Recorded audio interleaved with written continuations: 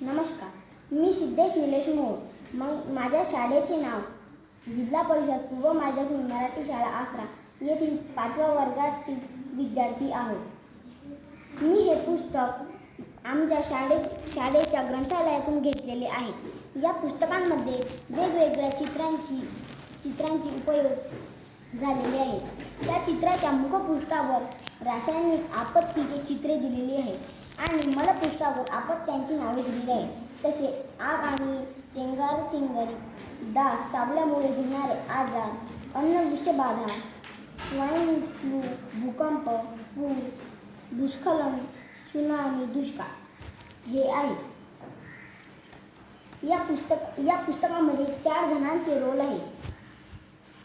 काका, रिजवान, सोनाक्षी आणि रिया. एके दिवशी सोनाक्षीच्या बहिणीचं लग्न होतं. अचानक काका चक्कर येऊन पडले. सोनाक्षीने जसे पाहिले तशी सोनाक्षी धावत पडत सोनाक्षीच्या काकांना उचलायला गेली. मग काका म्हणे, मला डॉक्टर जवळ न्या. सोनाक्षीने म्हटले, कशाला, इथेच तर डॉक्टर रिजवान आहे.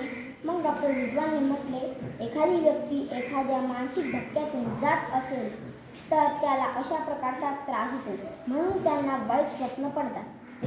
सोनाक्षीने मग रियाला म्हटले, आपले आरोग्य चांगले ठेवावे आणि आपण आपल्या जीवनाची काळजी घ्यावी. धन्यवाद.